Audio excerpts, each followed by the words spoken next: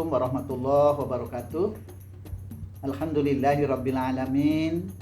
Allahumma sholli ala sayyidina Muhammad wa ala ali sayyidina Muhammad. Bersyukur kepada Allah Subhanahu wa taala, bersolawat kepada Rasulullah sallallahu alaihi wasallam. Saya Imam Hakim, pengasuh mata kuliah Teknik Fasilitasi pada program studi Sosiologi Agama, jurusan Dakwah dan Komunikasi Islam, Sekolah Tinggi Agama Islam Negeri Bengkalis.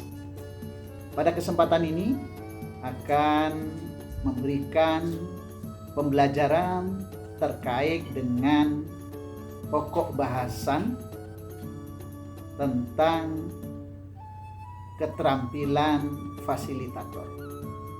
Karena itu, mari dengan bahagia dan senang hati kita simak pemaparan berikut ini, rangkaian tentang bagaimana keterampilan seorang fasilitator sebelum ianya benar-benar menjadi fasilitator yang terjun ke masyarakat.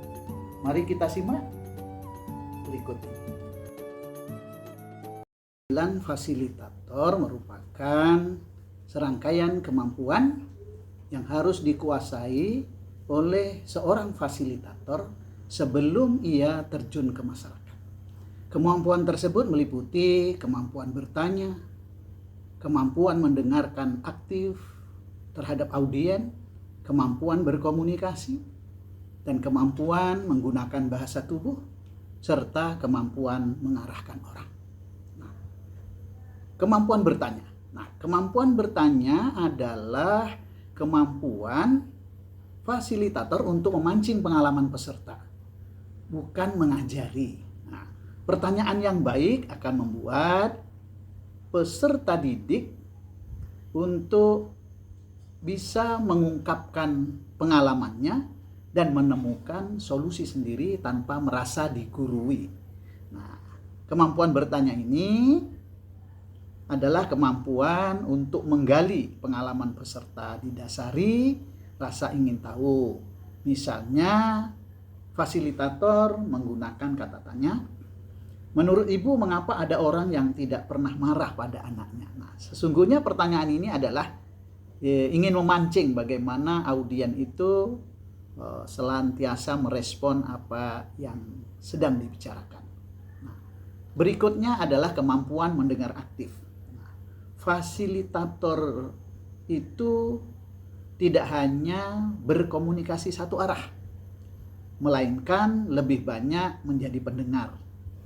Menjadi pendengar aktif dapat dilakukan oleh seorang fasilitator itu dengan cara pertama, senantiasa menyimak perkataan peserta. Tanggapi pembicaraan dengan ekspresi wajah yang sesuai. Misalnya tersenyum, perhatian, dan lainnya. Lalu bisa jadi kita memberikan tanggapan berupa pertanyaan untuk menggali pengalaman peserta. Misalnya kita menggunakan kata-kata, oh iya, contohnya bagaimana Bu? Bagaimana Pak? Dan sebagainya.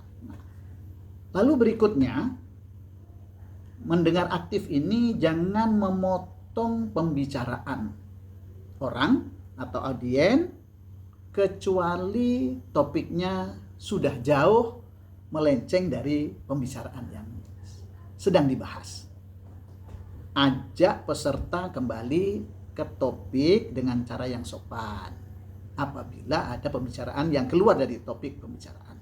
Misalnya, wah menarik sekali pernyataan Bapak ini.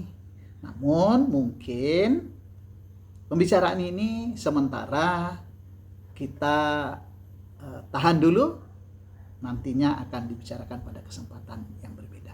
Nah, kemampuan berikutnya yang mesti dikuasai oleh seorang fasilitator adalah kemampuan komunikasi.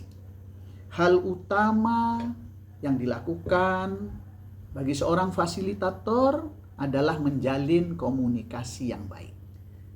Bicara atau bertanya dengan bahasa yang sederhana dan jelas.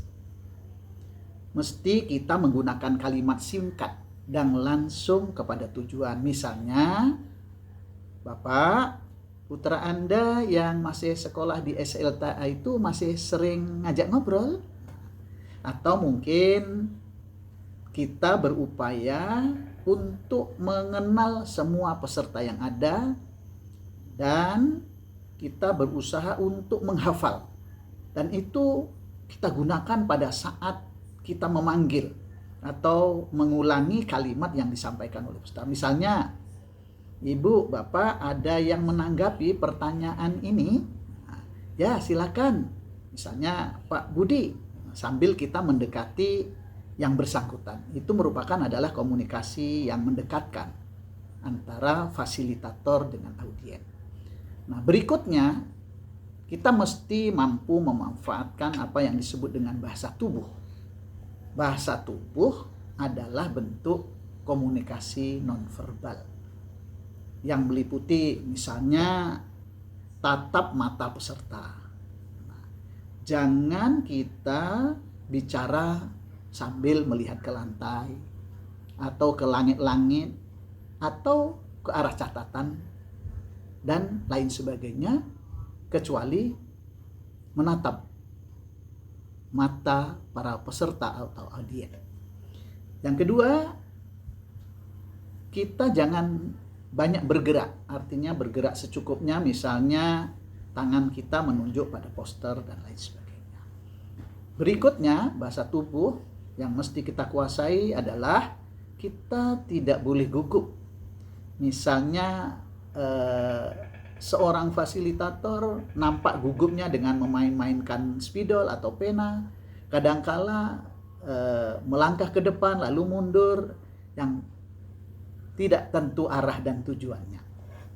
Usahakan kita setara dan melebur dengan peserta. Misalnya ketika peserta duduk, kita juga sekali-sekali mungkin duduk dan mendekat kepada peserta yang sedang duduk di lantai, atau sama-sama berdiskusi mengerjakan tugas kelompok. Itu adalah bagian daripada kita mengoptimalkan di dalam menggunakan bahasa tubuh. Nah, yang terakhir adalah mengarahkan orang. Nah, fasilitator mesti mampu mengarahkan lalu lintas informasi agar peserta mengalami proses pembelajaran yang baik. Nah, mengarahkan orang dapat dilakukan dengan mempelajari hal-hal yang akan disampaikan agar pembicaraan tidak melenceng dari topik. Kita juga mesti mendorong semua peserta untuk berpartisipasi dalam menjawab pertanyaan atau diskusi, terutama pada peserta yang mungkin ada peserta yang pendiam. Jangan membiarkan hanya satu atau dua peserta yang mendominasi di dalam diskusi dimaksud. Lalu mengarahkan orang dapat juga dilakukan dengan menggunakan jeda atau mungkin ada canda dan pujian untuk mendorong peserta nyaman berbicara. Jangan mengkritik, mendebat atau membela diri. Jika diperlukan, mendebat atau menyanggah pada peserta, upayakan peserta lain juga melakukannya. Artinya seorang fasilitator itu mesti berbuat netral dan menyatu dengan para audien. Dengan begitu kita akan menjadi bagian dari mereka, dan dengan itu pula ide-ide dan pemikiran mereka, para audien itu akan bisa menjadikan sebuah kesimpulan di dalam penyelesaian sebuah masalah yang didiskusikan. Terima kasih, mudah-mudahan video ini bermanfaat, dan tentunya pada kesempatan lain kita akan melanjutkan pokok bahasan atau topik yang berikutnya. Mohon maaf atas segala kekurangan. Sampai jumpa kembali di lain kesempatan. Assalamualaikum warahmatullahi wabarakatuh.